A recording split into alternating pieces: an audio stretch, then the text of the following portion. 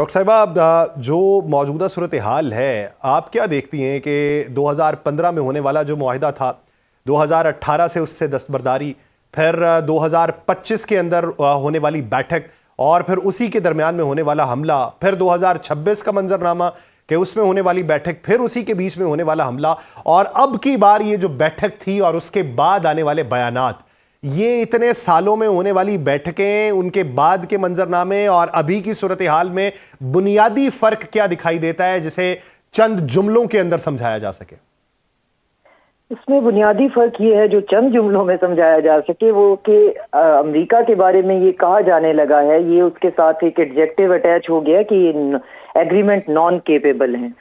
तो अब वो किसी ऐसे एग्रीमेंट की तरफ जो है वो फिलहाल अपने इस दाग को धोने के लिए जाना नहीं चाह रहे हैं या जाते नहीं हैं। तो इसका आसान तरीन जवाब तो ये है, लेकिन बहरहाल इस वक्त वो पॉस्चरिंग देख रहे हैं, वो ये देख रहे हैं कि हमारी एक्चुअल पोजीशन क्या है, आंखों में आंखें डाल के सामने बैठ के देख कर, और अगली पार्टी है उसकी पोजीशन क्या है और कितना जो है हम उनसे उनको इंटिमिडेट कर सकते हैं अभी भी, और कितना जो है वो लेवरेज हम उनसे डिमांड कर सकते हैं। तो यही सारा जो है वो जोड़ तोड़ करके इसी सारी चीज का जो है वजन करके वो गए हैं, और यकीनन जो है वो इस बात को इंटरनलाइज भी करेंगे, और वो इंटरनलाइज कर भी चुके हैं कि ये उनका एक जो है वो कंपैरेटिवली सेफ जो है ऑफ रैंप था। अगर इसको वो आगे मटेरियलाइज नहीं करते और एटलीस्ट इसको किसी तरीके से पकड़ के लिंगर ऑन नहीं करते, तो इनके पास फिर दोबारा बहुत इनकी जो डिफीट है वो ऑप्टिकली बहुत ज्यादा विजिबल हो जाएगी, जो इनके लिए बहुत नुकसानदेह है।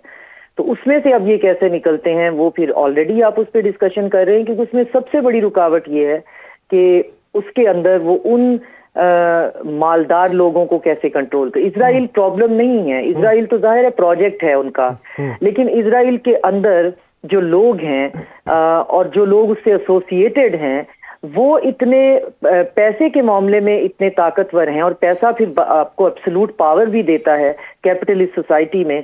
तो वो डिसीजन मेकिंग सर्कल में उनका बहुत ज्यादा जो है वो उनकी दखल अंदाजी है। उनको वो कंट्रोल कर पाते हैं अपने इंटरेस्ट के लिए कि नहीं, ये अब सारी चीज इस गेम के ऊपर टिकी हुई है। इससे आगे और पीछे जो है बाकी कुछ नहीं है। अब कहने को तो उन्होंने कह दिया कि जो बॉल है वो ईरान के कोर्ट में है, असल में बॉल जो है ईरान ने उनके कोर्ट में डाल दिया। डॉक्टर हुसैन साहब, यही मेरा सवाल आपसे है, चाइना के किरदार के बारे में क्या राय रखेंगे? ऐसा है कि पूरी दुनिया के अंदर ना इस टाइम जो ताकत के तवाज़न और जो जिसे हम कहते थे कि जी एक कुतबी है, दो कुतबी है, बाइपोलर है, अब बाइपोलर नहीं ट्राइपोलर हो गई है।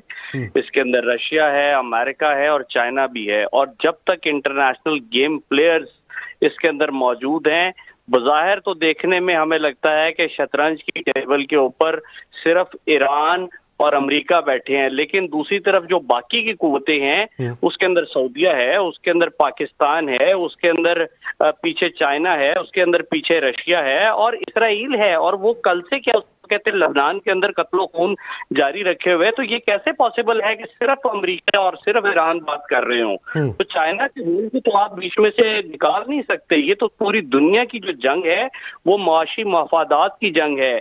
ये वो जंग है जिसके तहत क्या उसको कहते हैं अपने अपने इंटरेस्ट और अपनी अपनी चीजें सेटल होनी है।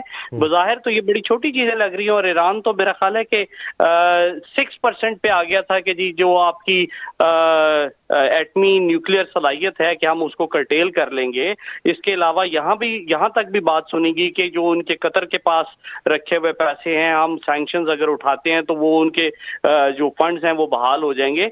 तो कहीं कुछ पीछे ऐसा चल रहा है जो बज़ाहिर इन दो ताकतों के दरमियान नहीं है, वो दूसरे मामला सेटल हो रहे हैं।